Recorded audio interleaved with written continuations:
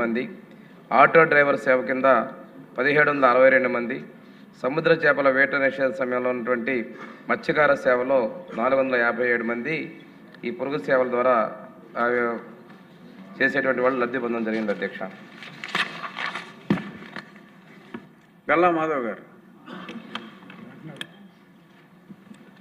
ధన్యవాదాలు అధ్యక్ష. అధ్యక్ష, ప్రజల్లో ప్రభుత్వ ఉద్యోగం పట్ల మమకారం నేటిది కాదు అధ్యక్ష. తక్కువ జీతం అయినా పర్వాలేదు, తమ అర్హతకు తక్కువైనా పర్వాలేదు, ప్రభుత్వం కొలువైతే చాలు అనే ఆలోచన అత్యధికంగా మనం చూస్తూ ఉంటాం అధ్యక్ష. దానికి కారణం ప్రభుత్వ ఉద్యోగం కల్పించే భద్రత అధ్యక్ష. అయితే ఈ ప్రభుత్వ ఉద్యోగి కానీ ఉద్యోగి అయినా అవుట్సోర్సింగ్ ఉద్యోగి పరిస్థితి మాత్రం చాలా దయనీయంగా ఉంటుంది అధ్యక్ష. ఇటీవల ఒక మహిళ మా దగ్గరికి వచ్చినప్పుడు 4 పిల్లలు తనకు ఉండడం తను తెలియజేసింది అధ్యక్ష. అందులో ఒక పిల్లవాడికి బ్రెయిన్ సమస్యతో బెడ్ రిడన్ అయి ఉన్నాడు అధ్యక్ష. అయితే ఆ బెడ్ రిడన్ ఉన్న వ్యక్తికి పెన్షన్ రాని పరిస్థితి అధ్యక్ష. అయితే తను వర్క్ ఏం చేస్తాడు అని అంటే పోలీస్ శాఖలో అవుట్సోర్సింగ్ విభాగంలో స్వీపర్గా పనిచేస్తూ 12,000 రూపాయలు మాత్రమే జీతం తీసుకుంటూ ఉన్నాడు అధ్యక్ష. కేవలం గవర్నమెంట్ ఉద్యోగి అని 6 స్టెప్ వెరిఫికేషన్లో రావడం వల్ల ఎంత అవసరం ఉన్నా కూడా ఈ సదరు వ్యక్తికి వారి పిల్లలకి ఇటు తల్లికి వందనం కానివ్వండి, అటు పెన్షన్ కానివ్వండి రాని పరిస్థితి ఉంది అధ్యక్ష. పూర్తిగా మనకి మా నియోజకవర్గంలోనే ఇలా అవుట్సోర్సింగ్ విభాగంలో పనిచేసే వాళ్ళు దాదాపుగా 2,000 మంది ఉన్నారు అధ్యక్ష. రాష్ట్ర వ్యాప్తంగా 1,00,000 మంది దాకా ఉన్నారు. అయితే వీరు గవర్నమెంట్ ట్రెజరీ దగ్గర నుంచి జీతభత్యాలు తీసుకున్న ఏకైక కారణం చేత వారికి ఎలాంటి బెనిఫిట్స్ రాని పరిస్థితి కనిపిస్తుంది అధ్యక్ష. తల్లికి వందనం కూడా రాదు, టిట్కో ఇల్లు కూడా కనీసం లేని పరిస్థితి. అదేవిధంగా పెన్షన్ బెడ్ రిడన్ అయిన వ్యక్తికి కూడా పెన్షన్ లేని పరిస్థితి చాలా దయనీయం అధ్యక్ష. ఈ కేటగిరీ 3 ఉద్యోగులు, వాళ్ళు తక్కువ జీతం పొందే ఉద్యోగులకి ప్రభుత్వ పథకాలు ఆదరణ లభించాల్సిందిగా, ఆ విధంగా ఏదైనా ప్రణాళిక రూపొందించాల్సిందిగా మంత్రి గారిని కోరుతున్నాను అధ్యక్ష. శాసనసభ్యులు అందరికీ కూడా ఈ సమస్య ఉందమ్మా. కాన్స్టిట్యున్సీలో తిరుగుతున్నప్పుడు పల్లె సింధూరారెడ్డి సార్, నాది కూడా సేమే సార్. 10,000 కంటే తక్కువ ఉండే వాళ్ళకి ఎవరికి ఈ ప్రభుత్వ పథకాలు ఏవి అందడం లేదు అధ్యక్ష. కాబట్టి 20,000కి అది పెంచగలిగితే బాగుంటుంది అని ఒక సజెషన్ అధ్యక్ష. అదేవిధంగా గత ప్రభుత్వం కాంట్రాక్ట్ ఉద్యోగుల్ని రెగ్యులరైజ్ చేస్తామని చెప్పి 50,000 మందిలో కేవలం 3,350 మందిని మాత్రమే రెగ్యులరైజ్ చేసి మిగతా వాళ్ళని అలాగే వదిలేశారు అధ్యక్ష. ఇది మీ ద్వారా ప్రభుత్వానికి తెలియజేస్తున్నాను అధ్యక్ష. అదేవిధంగా గత ప్రభుత్వం AP corporation for outsourcing services ఏర్పాటు చేసి ఉద్యోగుల నుంచి డబ్బులు తీసుకోవడం లేదా జీతాలు తగ్గించి ఇవ్వడం చేశారు అధ్యక్ష. ఇది కూడా ఒకసారి చూడాల్సిందిగా కోరుతున్నాను అధ్యక్ష. ముప్పుడు వెంకటేశ్వరరావు. ధన్యవాదాలు అధ్యక్ష. సోషల్ వెల్ఫేర్ డిపార్ట్మెంట్కి సంబంధించి మంత్రివర్యులకి కూడా మా నియోజకవర్గానికి సంబంధించి కూడా ఒక విషయం నోటీసులో పెట్టాలని చెప్పి అడిగాను అధ్యక్ష. మా దగ్గర గురుకుల పాఠశాల ఉంది అధ్యక్ష. బాలికలకు సంబంధించినటువంటి గురుకుల పాఠశాల ఉంది అధ్యక్ష. దాంట్లో పేద విద్యార్థులందరూ చదువుకోవడంతో కొంచెం మెరుగైనటువంటి ఫలితాలు కూడా వస్తూ ఉన్నాయి. దాంతో పిల్లలు బాగా చదువుకోవడం, కాంపిటీషన్ కూడా ఎక్కువ ఉంది.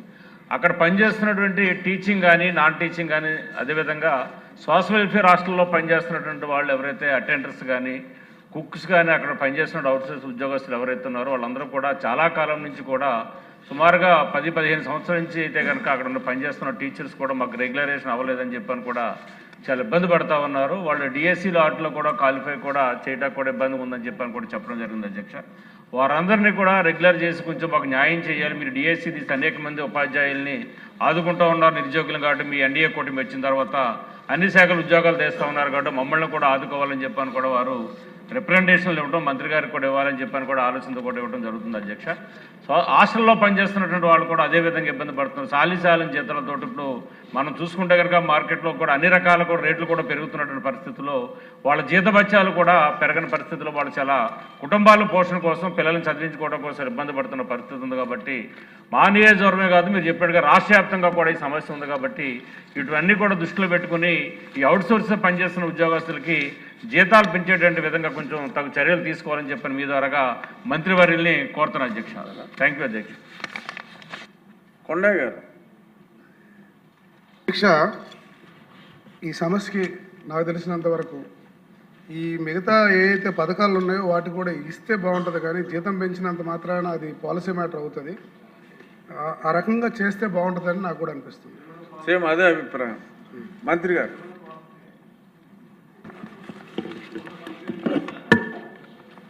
అధ్యక్ష, ప్రభుత్వ సంక్షేమ పథకాలకి 6 స్టెప్ వ్యాలిడేషన్ అనేది చేయటం ఇంతకు ముందు నుంచి కూడా వస్తుంది అధ్యక్ష. దీనిలో మున్సిపల్ అడ్మినిస్ట్రేషన్లో మున్సిపల్ శాఖలో ఉన్నటువంటి స్కావెంజర్స్కి మాత్రం ఆదాయం ఎంత ఉన్నాడు కూడా పర్మిషన్ ఇవ్వడం జరిగింది అధ్యక్ష. అదేవిధంగా శాలరీస్ 10,000 కన్నా ఎక్కువ ఏమన్నా ఉన్నట్లయితే వాళ్ళు ఇనెలిజిబుల్ వస్తున్నారు అధ్యక్ష.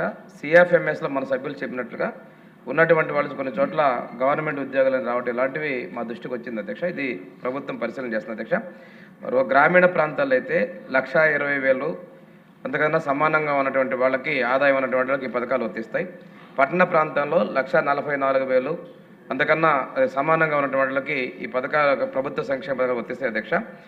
అదేవిధంగా 3 ఎకరాలు మాగాణి, 10 ఎకరాలు మెట్ట లేదా మొత్తంగా కలిపి 10 ఎకరాల భూమి ఉన్నటువంటి వాళ్ళకి ఇవి సంక్షేమ పథకాలు వర్తిస్తాయి అధ్యక్ష. అయినప్పటికీ కూడాను సోషల్ వెల్ఫేర్ డిపార్ట్మెంట్లో స్కాలర్షిప్స్ ఇవన్నీ కూడా 2,50,000 రూపాయలు సంవత్సర ఆదాయం ఉన్నటువంటి కుటుంబాలకు ఇస్తున్నాం అధ్యక్ష.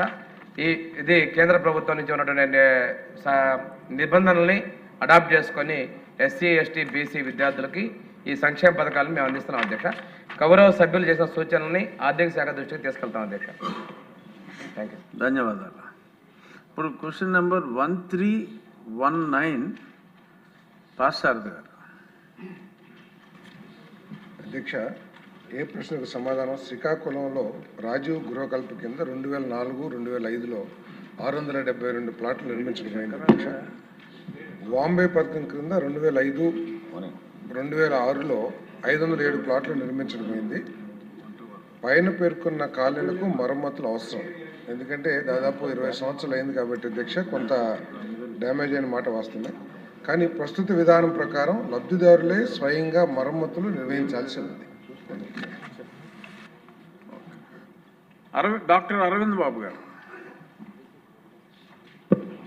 అధ్యక్ష ధన్యవాదాలు. ఈ రాజీవ్ గృహకల్ప పల్నాడు ముఖద్వారం నర్సరావుపేటలో దాదాపు 600 ఇళ్ళు ఉన్నాయి అధ్యక్ష. 2004లో దీన్ని నిర్మించడం జరిగింది. పూర్తిగా శిథిలావస్థలో ఉన్నాయి. అక్కడ ఉండే వాళ్ళందరూ కూడా బాగా పేద బడుగు బలహీన వర్గాలు. వాటర్ సప్లై లేదు, కరెంట్ సప్లై లేదు. మన గవర్నమెంట్ వచ్చిన తర్వాత కరెంట్ సప్లై కానీ వాటర్ సప్లై కూడా ఇవ్వటం జరిగింది. మరి ప్రభుత్వం ఏదైనా బాధ్యత తీసుకొని మీ ద్వారా వీటిని ఆయన రిపేర్ చేయగలరా, మరమ్మతులు చేయగలరా అని సభ ద్వారా మంత్రి గారికి విన్నవించుకుంటున్నాం. మంత్రి గారు, అసలు మెయిన్ ప్రశ్న అడిగిన ఆయన సభలో లేదు. అదే అధ్యక్ష,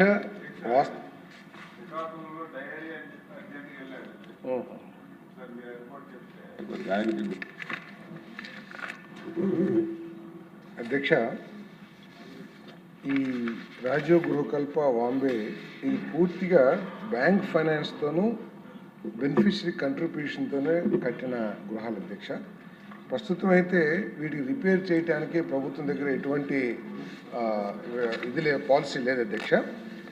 గతంలో 2018లో ఆనాడు చంద్రబాబు నాయుడు గారి ప్రభుత్వం 1996-2004 మధ్యలో కట్టిన వాటికి మాత్రం కొంత రిపేర్స్ ఇవ్వడానికి అప్పుడు ఒక జీవో ఇచ్చింది అధ్యక్ష. కానీ ఈ ఇళ్ళన్నీ కూడా 2004 తర్వాత నిర్మించబడ్డాయి కాబట్టి ప్రస్తుతానికి అయితే ఏది విధానం లేదు అధ్యక్ష. కాకపోతే ఇక్కడ రిపేర్స్ చేయాల్సిన అవసరం అధ్యక్ష. ఏదైనా కేంద్ర ప్రభుత్వ విధాన పాలసీస్ని పరిగణలోకి తీసుకుని ఏదైనా రిపేర్ చేయడానికి కానీ లేకపోతే పునర్నిర్మాణం చేయడానికి కానీ ఏదైనా అవకాశాలు ఉంటే తప్పకుండా పరిశీలించి గౌరవ శాసనసభ్యులతో అదేవిధంగా లబ్ధిదారులతో చర్చించి ఏ విధంగా ముందుకెళ్ళొచ్చో ప్రయత్నం చేస్తాం అధ్యక్ష. సోమిరెడ్డి గారు. థ్యాంక్స్ అధ్యక్ష. మీ ద్వారా నేనేమంటానంటే ఇప్పుడు హౌసింగ్ విషయంలో గతంలో కాన్స్టిట్యున్సీకి ఈ సంవత్సరం 1,500 లేదు 1000 లేకపోతే 2,000 అంటే మనం 5 మండలాలను కూర్చోబెట్టుకొని ఈ కాలనీ ఇస్తాం, 20 ఇస్తాం, ఇక్కడ 50 ఇస్తాం, మీరు 200 తీసుకోండి, మీరు 300 తీసుకోండి అని చెప్పి అలొకేషన్ చేసేవాళ్ళం అధ్యక్ష. ఆ క్లారిటీ నియోజకవర్గానికి ఎన్నిళ్ళు ఎక్కడ ఒకవేళ పెద్ద నియోజకవర్గం 10 ఇళ్ళు ఎక్కువ ఇవ్వచ్చు, తక్కువ ఇవ్వచ్చు, ఆ వైపు కొంచెం స్పష్టంగా కాన్స్టిట్యున్సీ వైజ్ అలొకేషన్ చేస్తే బాగుంటుందని మీ ద్వారా తెలియజేస్తున్నాను మంత్రి గారు. అధ్యక్ష, గౌరవ సభ్యులు చంద్రమోహన్ రెడ్డి గారు చెప్పింది కరెక్ట్ అధ్యక్ష. ఒకప్పుడు ఇన్ఛార్జ్ మినిస్టర్ గారి కోట కింద కొంత, ఎమ్మెల్యే గారు కొంత అప్పటికప్పుడే శాంక్షన్ చేస్తానికి అవకాశం ఉండేది అధ్యక్ష. కానీ ఇప్పుడు కేంద్ర ప్రభుత్వం నిబంధనలను మార్చేసి ఒక కేంద్ర ప్రభుత్వానికి సంబంధించిన యాప్ ద్వారా మనం అన్నీ కూడా క్యాప్చర్ చేస్తే డిమాండ్స్ అన్నీ కూడా వాళ్ళు అన్నీ పరిశీలించి శాంక్షన్ చేస్తారు అధ్యక్ష. అయినా కూడా దీన్ని దృష్టిలో పెట్టుకుని, ఎందుకంటే శాసనసభ్యులు చాలామంది నా దృష్టికి తీసుకొచ్చారు. అదేవిధంగా మరి ముఖ్యమంత్రి గారితో చర్చించి కేంద్ర ప్రభుత్వాన్ని అడగాలని కూడా మేము హౌసింగ్ డిపార్ట్మెంట్ ప్రయత్నం చేస్తుంది అధ్యక్ష. ఎందుకంటే దీంట్లో 40% స్టేట్ గవర్నమెంట్ ఫండ్స్, 60% కేంద్ర ప్రభుత్వం ఫండ్స్, అంతేకాకుండా ఎస్హెచ్జి లోన్స్ కూడా వస్తున్నాయి. కాబట్టి గ్రామాలకు వెళ్ళినప్పుడు ఇటువంటి సమస్య గౌరవ శాసనసభ్యులు అందరూ కూడా ఎదుర్కొంటున్నారు. దీన్ని ప్రయత్నం చేసి సాధించడానికి కృషి చేస్తాను అధ్యక్ష. ధన్యవాదాలు. క్వశ్చన్ నెంబర్ 1498 ఈ ప్రశ్న అడిగిన సభ్యులు సభలో లేనందువల్ల జవాబు చెప్పినట్టు భావించాలి. ఇప్పుడు క్వశ్చన్ నెంబర్ 1225 శ్రీమతి సవిత గారు. ధన్యవాదాలు అధ్యక్ష. ఒకటో ప్రశ్నకు లేదండి, రెండో ప్రశ్నకు లేదండి. అయితే అనంతపురం జిల్లాలోని రాయదుర్గంలో ఇప్పటికే ఒక టెక్స్టైల్స్ పార్క్ పనిచేస్తుంది. ఇక్కడ 8 యూనిట్లు పనిచేస్తున్నాయి. ఇవి దాదాపుగా 150 మందికి, ప్రధానంగా మహిళలకు ఉపాధి కల్పిస్తున్నారు అధ్యక్ష. ఇంకా 38.3 కోట్ల ప్రాజెక్టు వ్యయంతో ధర్మవరంలో మెగా హ్యాండ్లూమ్ క్లస్టర్ మంజూరు చేయబడింది. దీనికి ముఖ్య లక్ష్యం స్వల్పకాలంలోనే 7,000 మందికి మహిళా చేనేత కార్మికులకు మరియు దీర్ఘకాలంలో 15,000 మందికి మహిళా చేనేత కార్మికులకు ఉపాధి కల్పించడం. ఇది సత్యసాయి మరియు అనంతపురం జిల్లాలో చేనేత కార్మికులకు లబ్ధి చేకూరుతుంది అధ్యక్ష. మూడో ప్రశ్నకు ఉత్పన్నం కాదు అధ్యక్ష. దగ్గుబాటి ప్రసాద్ గారు. ధన్యవాదాలు అధ్యక్ష. అనంతపురం నగరంలో పరిస్థితుల గురించి మీ దృష్టికి తీసుకొస్తున్నాను అధ్యక్ష. ముఖ్యంగా ఇక్కడ టెక్స్టైల్ పార్కు ఎందుకు ఏర్పాటు చేయాలంటే దానికి చాలా కారణాలు ఉన్నాయి అధ్యక్ష. అనంతపురం నియోజకవర్గంలో ప్రతి ఏటా జనాభా పెరుగుతోంది అధ్యక్ష. జిల్లాలోని అన్ని ప్రాంతాల వారు ఇక్కడికి వచ్చి పిల్లల చదువుల కోసం, జీవనోపాధి కోసం, ఇతరితర వాటి కోసం వచ్చి స్థిరపడుతున్నారు అధ్యక్ష. ఈ క్రమంలో మహిళలు చాలామంది ఇళ్ల వద్దే ఖాళీగా ఉంటున్నారు అధ్యక్ష. వారికి పని చేయాలన్న ఆశ, అవసరం రెండూ ఉన్నాయి అధ్యక్ష. మేము ఎన్నికల ప్రచార